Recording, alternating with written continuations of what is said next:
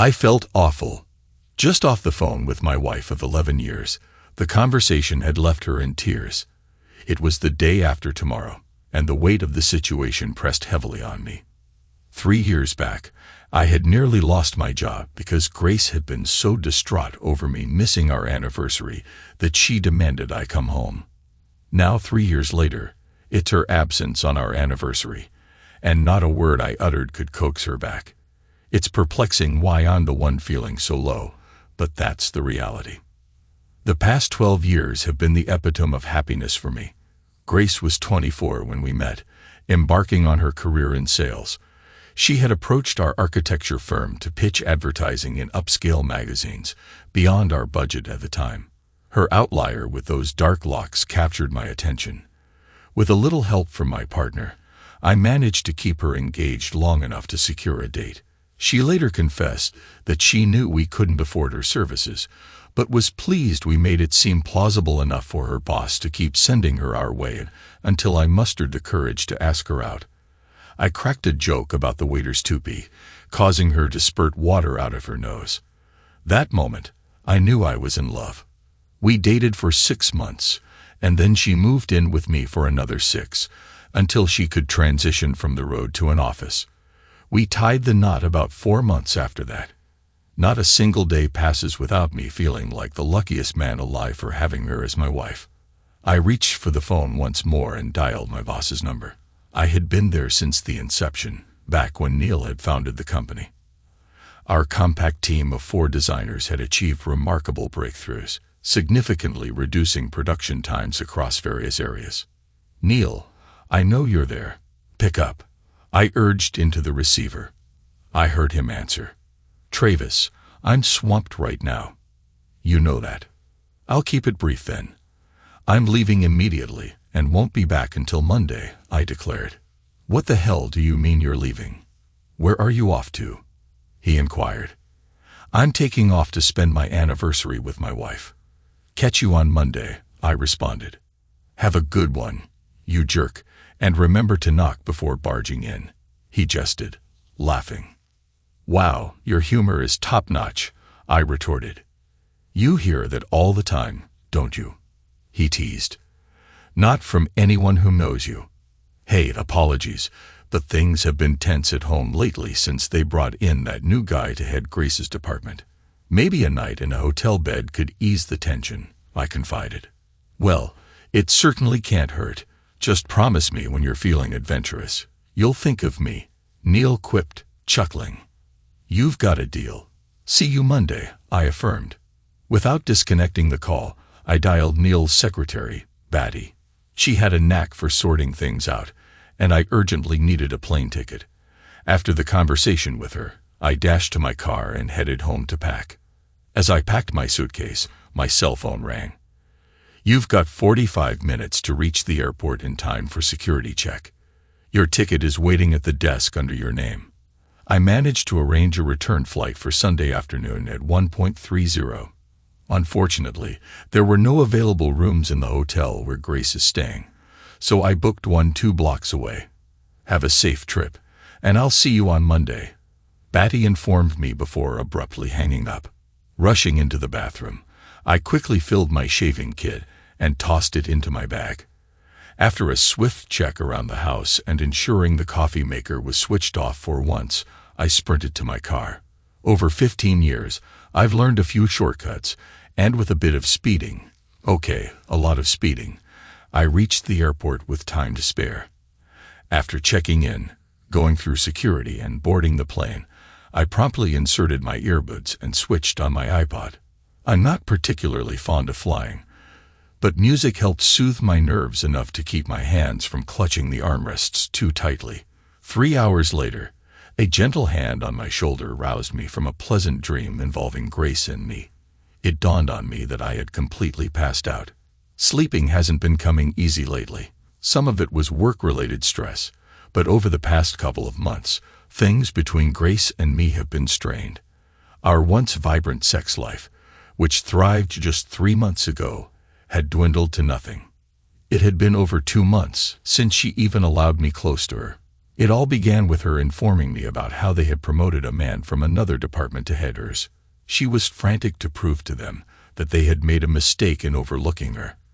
For the initial 2 weeks, she would return home drained, obsessing over ways to oust Mr. Marcus Brooks. She even joked about taking extreme measures.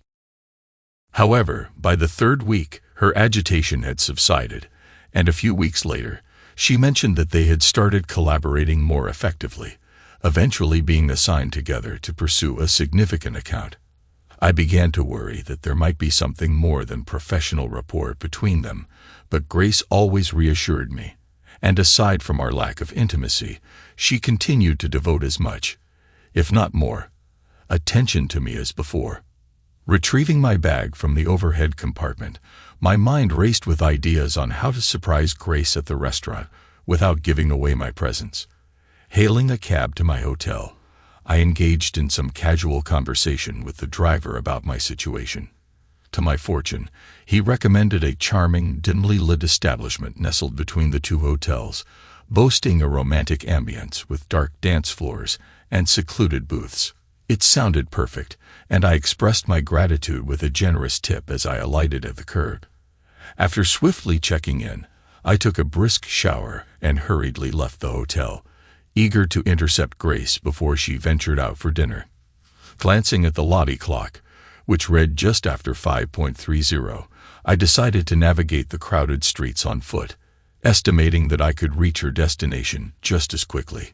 Following the directions provided by the hotel staff, I strolled leisurely, taking note of the romantic club the cabbie had recommended, conveniently located a few doors down from Grace's hotel. Arriving at the hotel lobby 10 minutes to 6, I joined the line to speak with one of the desk attendants, ready to set my plan in motion. I flashed a warm smile at the receptionist who motioned me forward. "Hello, I'm Travis Martinez. I'd like to inquire if my wife, Grace, is in her room, and if she is, I'd appreciate a moment to speak with her, please." "Martins, Grace." "Ah, yes, she's staying with us. Just a moment, and I'll check if she's available," she replied, dialing the room. "I'm sorry, sir, there's no answer. Would you like to leave a message?" "Not at the moment. I was hoping to surprise her. Tomorrow is our anniversary, so if you wouldn't mind keeping our conversation between us, I'd greatly appreciate it," I requested, hopeful. "Certainly, sir," mum's the word. "I wish you a fantastic day tomorrow," she assured me. "Thank you. I think I'll head to the restaurant now. Maybe I'll get lucky. Good night," I said, departing. Following the aroma wafting from the far end of the lobby, I discovered a bustling room filled with people dining, chatting, and enjoying themselves. The place was teeming with patrons. I didn't rate my chances of finding Grace very high in there.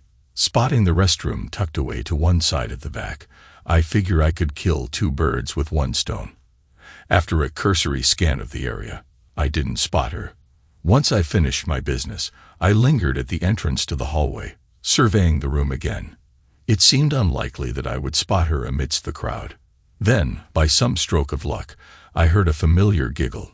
It was a long shot, but it sounded like Grace. Peering along the wall, I found my view obstructed by high booths, only catching glimpses of the patrons' faces and heads. I decided against approaching any tables until I could confirm who was seated there, so I retraced my steps across the restaurant, focusing my gaze once more on the wall of booths. Methodically, I began inspecting each booth along the row. It was the 3rd one from the hallway where I spotted her. Grace sat there, laughing and enjoying her meal with a man I didn't recognize.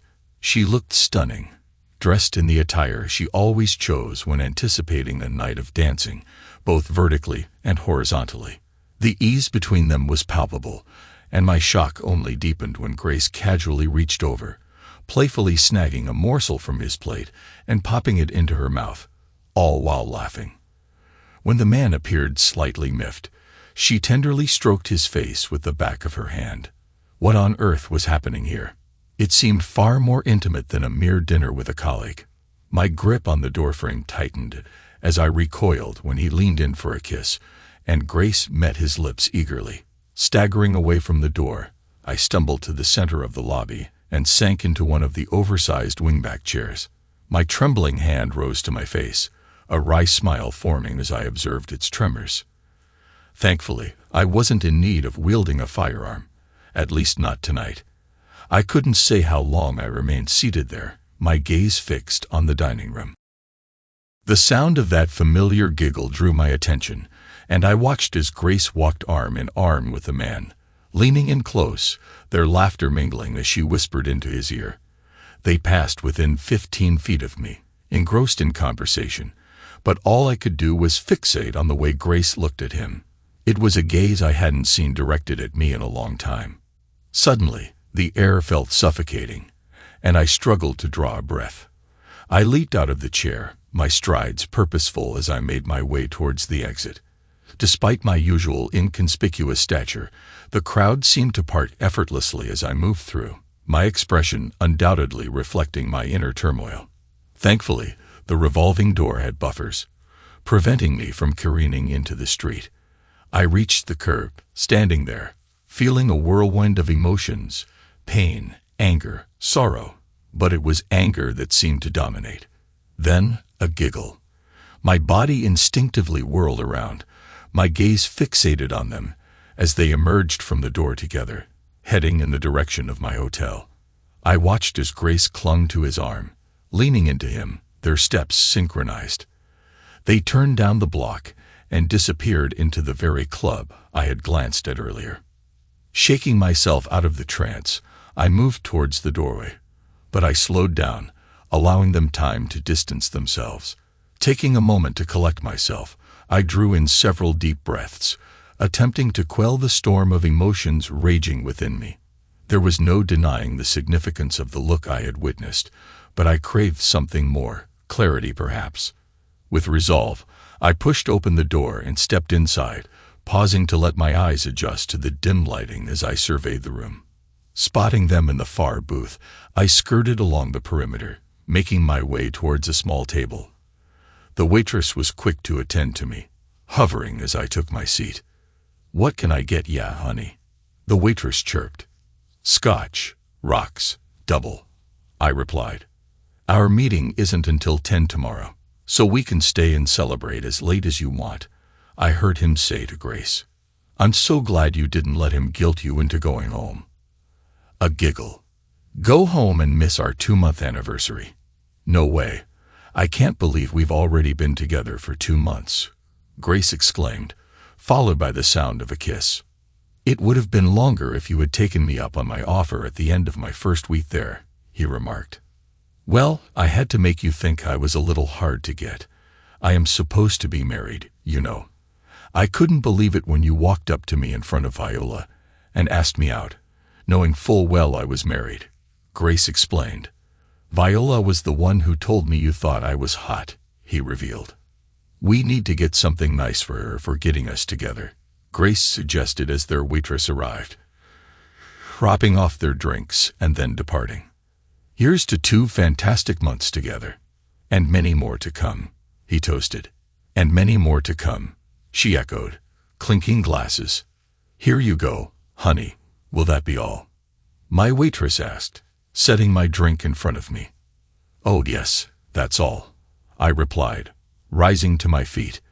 I handed her a 10 and then watched as I dipped my finger into the glass.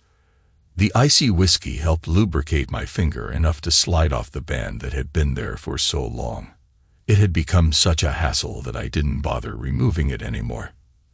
As my hand snapped away with the ring in a fair amount of skin, I glanced at the waitress. "This damn thing gets tight after 11 years, but at least I didn't have to cut off my finger," I remarked to her, picking up the drink and downing it. I slammed the glass onto the table, feeling the burn as it trickled down my throat after 10 years without a drink. "Dan, that hit the spot. Thanks, lady," I muttered before turning towards the booth. As I approached, they were just breaking a kiss. He glanced up, but being a stranger to me, my presence held little significance. Grace, however, turned to look at me. It was a moment worth capturing. The expression on her face could have adorned countless posters, her mouth moving but no words escaping. 2 months, huh? That's quite the milestone. I remember mine, but after 11 years, it loses its charm, I remarked, eyeing him as he looked at her. Let's see, 2 months, red and gold, isn't it? Well, a couple as adorable as you deserve a gift. Here's the gold, I said, tossing my ring onto the table in Grace's direction. And here's the red, I added, swinging my fist into his face. Marcus, Grace half yelled, reaching out to cradle his face in her hands. I felt a satisfying crunch as my fist connected with his nose, but I knew I needed to leave before things escalated further. Turning to face Grace as she tended to the jerk, I spoke sternly. At some point, telling he's lucky this didn't happen in my house, leave a message about where you want your things sent. And if you're wise, which I'm not convinced you are, you won't show up at my doorstep. You might want to ice that nose. I think it's broken, I advised before turning and walking away. I exited the club and set a brisk pace towards my hotel, each stride serving to put more distance between Grace and me. Despite knowing she likely had no idea where I was staying, and might not even attempt to track me down after my altercation, I felt an urgent need to create space between us. It had been 2 decades since I last resorted to violence, back when I was 23. One would think I'd have learned something since then. Well, perhaps I had learned one thing: never take anything for granted. It was a lesson I wished I hadn't learned the hard way. Entering the hotel lobby, I made a beeline for the front desk. Excuse me, do you have the phone numbers for the airlines? I need to book a flight as soon as possible, I requested. Certainly, sir. Which airline and when and where would you like to go? The receptionist inquired. I provided her with all the necessary details, and she assured me she would call the room once she had the flight information. I retreated to my room, consumed by disbelief. How had this situation even unfolded? Then it struck me. Grace had missed her calling. The performance she'd been putting on for the past 2 months would have earned her an award. Her acting skills were astounding. Recalling her tearful display on the phone when I tried to guilt her into coming home only fueled my growing anger. I couldn't bear to remain in the room any longer. Grabbing my bag, I descended the stairs to the lobby. As I reached the bottom, the receptionist put down the phone and gestured for me to approach. Sir, if you leave now, you have an outside chance of catching the last flight tonight. Final check-in is in 30 minutes. If you don't make it, the next flight is in 3 hours, the receptionist informed me. Thank you. I hope the cab drivers around here are reliable, I replied as I hastily signed the checkout slip she had pushed in front of me. I'm sorry you had to cut your visit short. Please keep us in mind the next time you're in town, she said with a polite smile. I have a feeling I won't be forgetting anything about this visit anytime soon, I muttered, making my way towards the door. I dashed out of the lobby and found a cab waiting at the stand just up the street. I've got $50 that says you can't get me to the airport in less than 30 minutes, I challenged the driver as I jumped into the back seat. You're on, boss, he replied, snapping me back against the seat. The driver was skilled. He managed to get me to the airport in 20 minutes.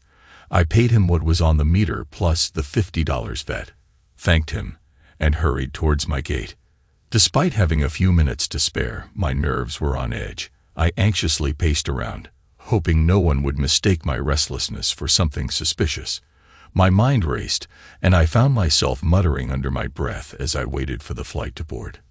Finally, they called us to board, and I was fortunate enough to have a seat to myself. Unlike before, I didn't feel the need for music this time. There was plenty on my mind to keep me occupied. A sudden thought crossed my mind, and I almost burst out laughing. Grace's mom, Joyce, hadn't exactly been my biggest fan. She had her husband, Henry, wrapped around her finger, treating him like a mushroom, keeping him in the dark, and feeding him nonsense. But I never let her get away with it, and she wasn't too pleased about that. I remembered her once telling Grace that I would cheat on her one day, claiming she had caught me checking out other women when we were all together. Throughout the flight, I sat there pondering if this was all really happening.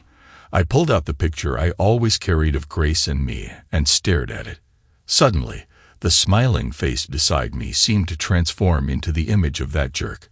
I quickly glanced around to ensure no one had seen my reaction before looking back at the photo. It was still me next to Grace, but all I could see was her gazing into his eyes that way. Now she had me questioning everything. Despite the stereotype that men aren't supposed to be the ones who remember things, I considered myself an exception to that rule. From the beginning, Grace had tried to pull the "do you remember this" or "do you remember that" card, but I always did. I remembered every conversation, every plan, every little secret shared in the dark. Now I sat there wondering, if I hadn't noticed this going on for 2 months, what else had I missed? The guy had asked her out the first week he met her, and from what she said, the only reason it hadn't happened then was because she wanted to make it look good since she was married. The image of Grace sitting at the table with him tore at my insides. Watching their familiarity, the shared glances, the gentle touches, that simple little kiss, was like a dagger to the heart. Damn it. Even after I'd rid myself of all her belongings, I knew I'd be haunted by that sight for a long time. The thought of parting with her things sparked a twofold idea. I decided I'd go home, pack it all up, and deliver it to her mother's place. Sure, the old bag would find a way to blame me, but as long as I knew the truth, that's all that mattered. The ding of the seatbelt sign signaled our arrival at the airport, jolting me out of my thoughts. It triggered a bit of white-knuckling, but all things considered, I handled the flight better than I ever had before. After we redocked at the gate, I waited for the rush of passengers in a hurry to clear out. The last thing I needed was to be pushed too far and lash out. Retrieving my bag from the overhead compartment, I joined the procession into the terminal. Exiting the airport, I made my way straight to my car and queued up in line for the exit. I don't recall much of the drive home, but it didn't matter. What mattered was that I got there. Stepping into the darkened house felt surreal. All I could think was, "Get used to it, pal. This is how it's going to look from now on." Dropping my bag, I headed for the kitchen. On my way, I instinctively flicked on the switch for the answering machine. "Travis, please don't do anything irrational. I'm on my way home so we can talk. Please just hold off until I get there," her voice pleaded, tinged with distress. I didn't consider smashing the answering machine as crazy. In fact, I saw it as fitting punishment for delivering a message I didn't want to hear in a voice I didn't want to hear it from. So, I destroyed it. Perhaps it was a tad irrational, but at least it's cheaper than repairing walls. "Don't do anything crazy," she said. I wondered what she meant by that. Well, crazy or not, tired or not, there would be no sleep for me tonight. I ventured into the garage and gathered all the luggage he had accumulated over the years. Selecting a large matching black case and a garment bag, I set them aside and carried the rest up to the bedroom. Sorting through her closet, I grabbed armfuls of clothes and stuffed them into the bags. There were items in those drawers I hadn't seen in years, yet she had always accused me of being a pack rat. But who knows, maybe she had been wearing them for someone else. After clearing out the dresser, I retrieved a couple of boxes for her shoes. Moving everything to the front room near the door, I paused for a moment with a bottle of water, contemplating my next move. The idea of having a small cookout with hot dogs and marshmallows briefly crossed my mind, but I quickly dismissed it. Dealing with the local law enforcement and her would be more trouble than it was worth. Instead, I decided to head to the hardware store on a whim. I purchased new locks and hurried home to install them. Upon returning, I realized the pile in the front room couldn't stay there. Following the same line of thinking as before, I loaded everything into my car and drove towards her mom's house. I maneuvered my car into their driveway, stepped out, and began unloading everything next to the garage. "Hello, Travis. What's all this?" she inquired, her curiosity evident. "Well, I figured when Grace arrives, she might need some clothes. I was going to let her bring them herself, but I couldn't bear to see them cluttering up the front room any longer, I explained. When is Grace getting here? I thought she was still out of town. And why would she need her clothes here? Joyce probed further, her tone tinged with concern. Well, Joyce, I'm not certain where she plans on residing, but I assume she might stay with you until she figures things out. For all I know, she may have already arranged to move in with the gentleman she's been seeing. But of course, I can't say for certain, which is precisely why I brought her things here, I stated, observing her expression paling. What in the world are you insinuating? How can you accuse my daughter of such a thing? She had to stay there for work purposes. I assure you she's not cheating on you, Joyce retorted, her agitation bordering on hysteria. Well, the last time I caught sight of the happy couple, they were enjoying their 2-month anniversary at a nightclub close to their hotel. You see, after practically pleading with her to return home for our anniversary, and her tearfully expressing regret that she couldn't make it, I decided to hop on a plane. Upon my arrival, I found them already dining together. It seemed quite romantic, so I opted not to interrupt their meal. Plus, witnessing them sharing the kiss over the table made me feel like I needed a moment to compose myself. Later, as they strolled past me in the lobby, I contemplated addressing them, but her tender gaze and whispered words to him dissuaded me from intruding on their moment. Feeling suffocated, I stepped outside to catch my breath, just in time to witness them heading towards a nearby nightclub. While seated at a table nearby, I overheard her expressing reluctance to leave him on their 2-month anniversary, only to be corrected by him, stating it should be their 3rd month, and that she shouldn't have played hard to get when he asked her out after the first week they met. It dawned on me that if I wanted to secure a flight out of there, I would have to interject in their celebration. I tried to be discreet, but I felt compelled to offer them a little gift. So I took my first drink in 10 years, ever since you warned Grace that my drinking would lead to the demise of our marriage, and presented her with my wedding ring, and him with a broken nose. I thought it was rather considerate of me to give each of them something, although, I must admit, I quite preferred his gift. Now, after she returns home, delivers yet another Oscar-worthy performance, and I show her the door, I'm sure she'll be making a prolonged visit here, I concluded, leaving her speechless. None of this is true. How could you say such things about your wife of 11 years? She said, sounding utterly shocked. Don't ever call that woman my wife again. Maybe you feel obligated to stand by her because she's your daughter, but I don't. I witnessed it all with my own eyes. For the past 2 months, I've been living in a sexless, solitary existence, while she's been out gallivanting with this jerk from the moment he joined that company. That's quite the daughter you've raised. She has looked me in the eye for 3 months straight, and seemingly without an ounce of guilt, lied to me every single day. If you think I'm welcoming her back into my home, you're even more deluded than she is. Regardless, what you choose to believe is your problem. As for me, I'm cutting my losses. She seems quite infatuated with that guy. Well, he can have her. She won't have to worry about sneaking around to keep it a secret anymore. After she's finished attempting to lie her way out of this mess, I'll be sending her over here. You can see for yourself who's telling the truth, I declared, dropping the last box on the ground. Now I need to head back home. She didn't specify when she'll be arriving, and I've already changed the locks. Wouldn't want her to be inconvenienced by standing outside, would we? I'm going straight in to call her and inform her of what you've done. Once she's through with you, you'll regret the day you were born, she retorted angrily, stomping into the house. It's a little too late for that. If she answers, tell her whatever you want, including that I'll be eagerly awaiting to hear how she intends to talk her way out of this, I replied, getting into my car. I anticipated a call after Joyce's threat to reach out to Grace, but it never came. After aimlessly wandering around the house for a couple of hours, I ventured out to the little corner of our garage that I had converted into a workspace. I puttered around, accomplishing nothing until I heard the doorbell ring. After hastily dusting off my clothes, I made my way to the door.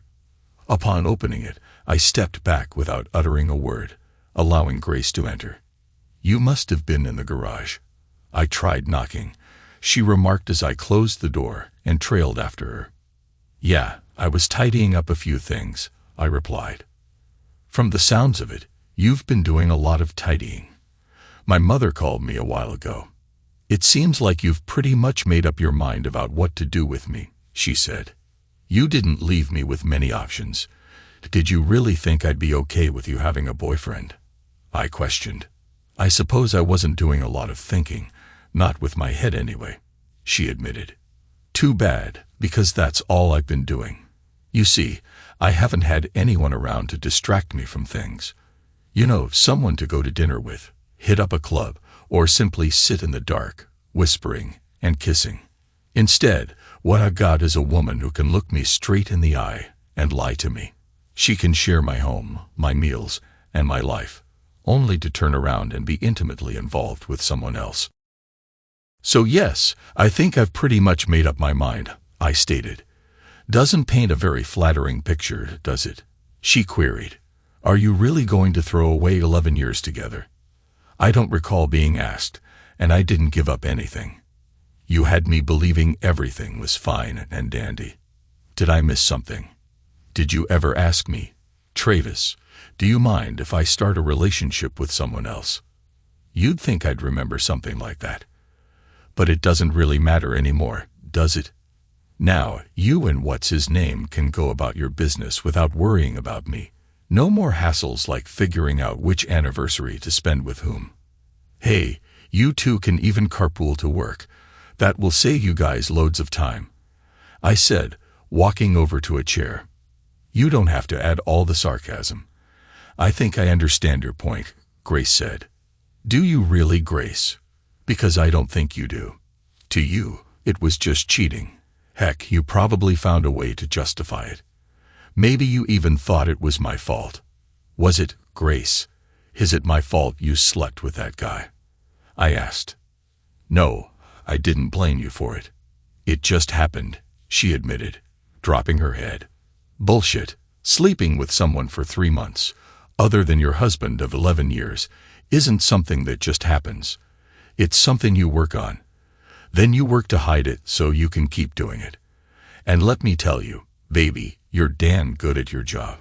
I fell for it all, hook, line, and sinker.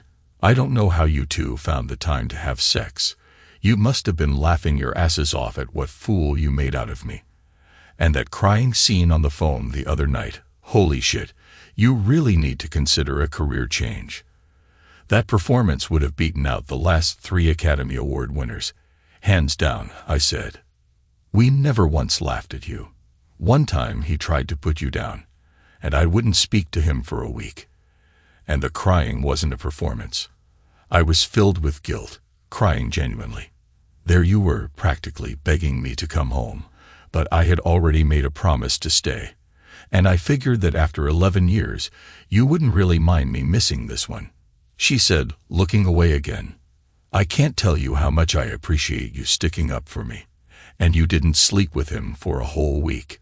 Wow.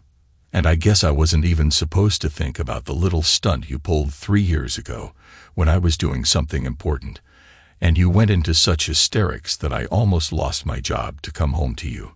I am sorry for making you feel guilty though, but I noticed you were over it by the time I saw the two of you at dinner. The little intimacies the two of you were showing one another made it pretty clear that you were where you wanted to be with the one you wanted to be with. I saw you walking across the lobby. I saw the way you were looking at him. Don't stand there and try telling me it doesn't mean anything to you. I saw you look at him, Grace. Sorry to say it's been a long time since I've seen that look," I said. But I don't love him," she said, looking up at me. "Well, now that you can spend more time with him, maybe that will change. Maybe the two of you can get a place together. Think of the fun we had when we were first starting out. It'll be a whole new adventure for you," I said. "I guess I shouldn't have put that differently. What I meant to say was that I love you," she said. I was pretty proud of myself. Just the one short, little uncontrollable outburst of laughter. And I stopped. I'm not really sure where that came from, but you sure as hell do not love me. If this is what you do to people you love, please God, don't let me get on your bad side. How can you sit there and think that after 11 years I don't love you?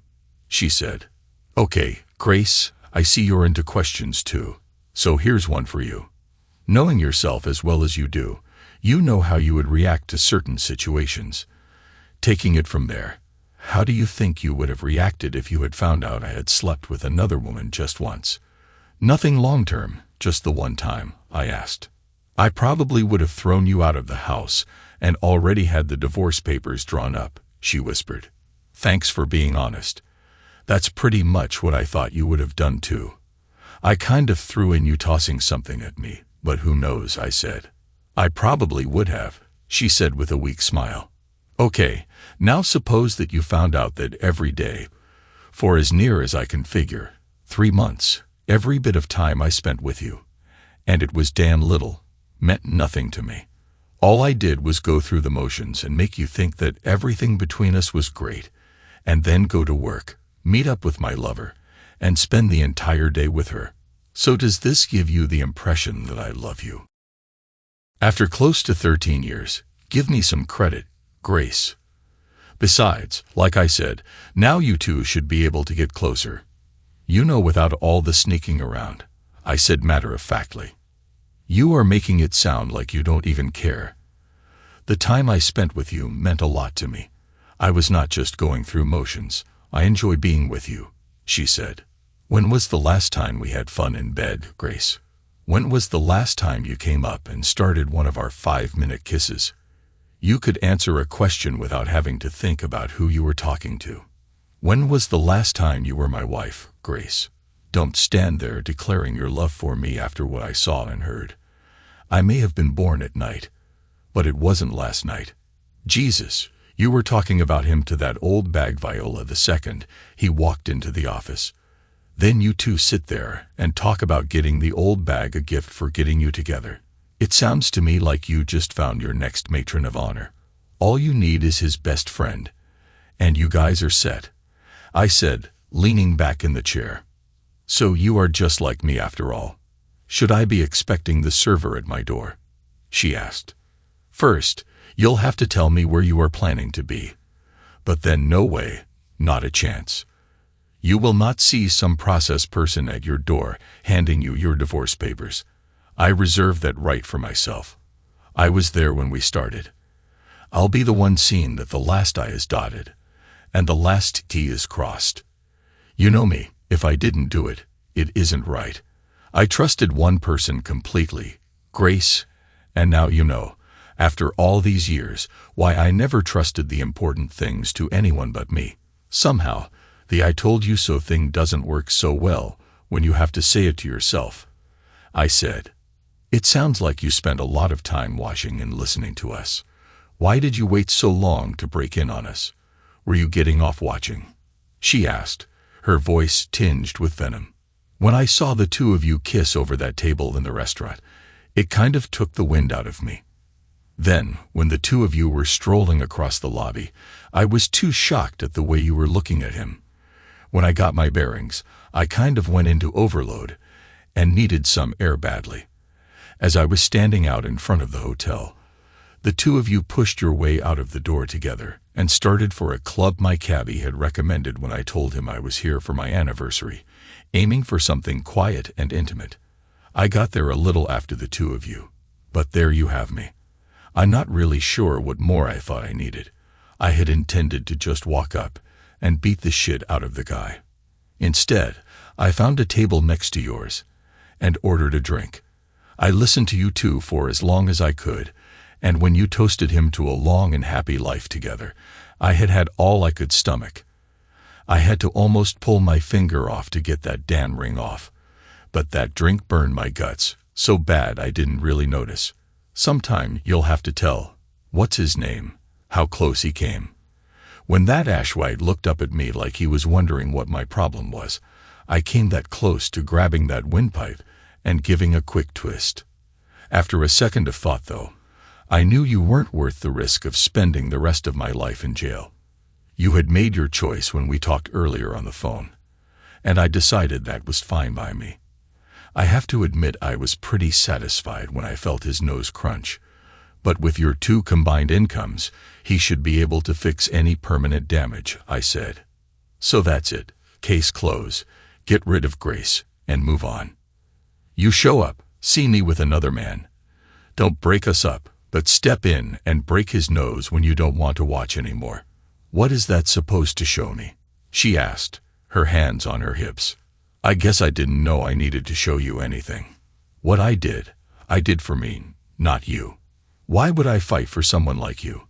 Someone that respected me so little that she thought treating me like that was something that I tolerate or excuse. When I gave you that ring, I thought I was making myself pretty clear. I'm done with you. I'm not putting any more energy into something that now means so little to both of us. There's no way I'm going to forget and forgive.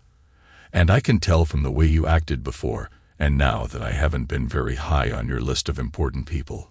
So yeah, it's get rid of Grace and move on. I don't presume to know how you thought this was going to end, but you messed up the bed. Now you sleep in it, I said, looking her square in the eye. So that's it. You just throw me out and keep everything. Somehow that seems like a poor deal after 11 years, she said. It's always about a deal, isn't it? Okay, here's the deal. You want the house. You pay for the house. Me, I want the house. I like it here. With all the extra room, I can finally make it into something I want. I just assumed you and Marcus had a place lined up, I said. His name is Marcus, she said. I don't care what his name is. Does he or does he not have a place to live? I said, frustration evident in my tone. Well, of course he does, she replied. Well, there you go, problem solved, I retorted. I waited for her to say something, and then it dawned on me. So you don't think his wife will go for the arrangement? I guess, I said, observing her reaction. What did you check up on him? How did you know he was married? She asked, sounding surprised. Jesus, this isn't a joke. You really think I'm that dumb? Why else would you be here, Grace? So which is it? Is he not willing to get a divorce for you, or are you getting cold feet? I hope you weren't really thinking of trying to come back here with me, I said, my patience wearing thin. I had given it some thought. I thought maybe after 11 years, she said, looking away. I cut her off. Think again. There is no us. That was your call. Here's to the best 2 months ever and many more to come. Do you recall that line? It's like I told you earlier when I gave you that ring, that was it. Don't give me this after 11 years crap. Those 11 years meant nothing to you before, and they mean nothing to me now. So I'll take those 11 years and raise you a set of papers as soon as I can have them drawn up. The offer on the house stands as it is. If you don't want the house, feel free to come back and take what you want. Most of it will be going to the Salvation Army, as soon as I can get replacements on the way anyway, I said firmly. So you'll just move on without a second thought. Divorce me and forget about me. Is that all there is to it? She asked, her voice laced with hurt. You're not really trying to make me feel sorry for you, are you? Of course, I'm not ever going to forget about someone I spent so much of my life with. But as far as remembering goes, it's going to take a long time to get the sight of the two of you together out of my mind. The thought of you sleeping in my bed after being with that piece of shit makes my stomach turn. Waking up and getting that cheery greeting and a little sunshine blown up my ass day after day. There is nothing left for you here. I won't have someone I can't trust living under the same roof with me, and I will never trust you again. So what will it be? Do you want the house? I asked, my tone firm.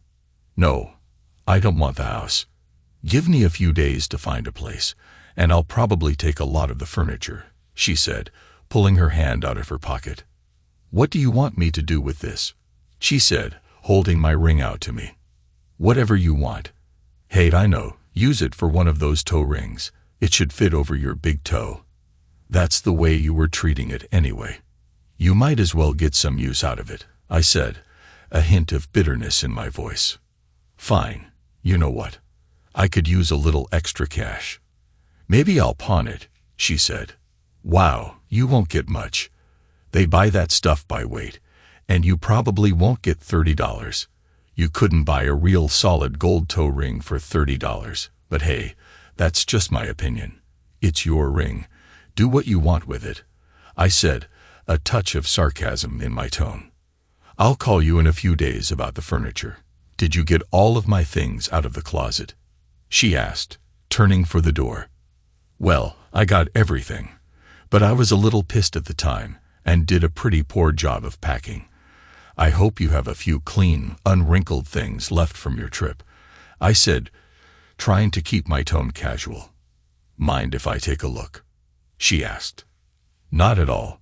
You know the way, I said, watching her give me a little scowl. I sat there and waited. I heard her go into the bedroom, then the closet, and finally the bathroom. After a few minutes, she came down, stuffing a few cosmetics into a flowered zip-up bag. You were pretty thorough, only missed a few things. Might have to give you a call when I'm ready to move, she said with a fake smile. Hey, as long as it's no closer to me, I'll be glad to lend a hand, I said, sporting the same smile and getting up to open the door for her. So, you want me to just walk away? You don't have anything left to say, she said. I stood there thinking for a second, and I actually did think of something. Would it be too much for me to ask you to run? I said, keeping a straight face. Kiss my ass, you asshole, she said as she turned and walked out the door. I wouldn't kiss that thing. I don't even know where it's been, I said, shutting the door. Thanks to everyone who took the time to listen to today's stories. If you enjoyed it, please consider liking and subscribing if you haven't already. Feel free to share your thoughts on the events in the comments below. Take care.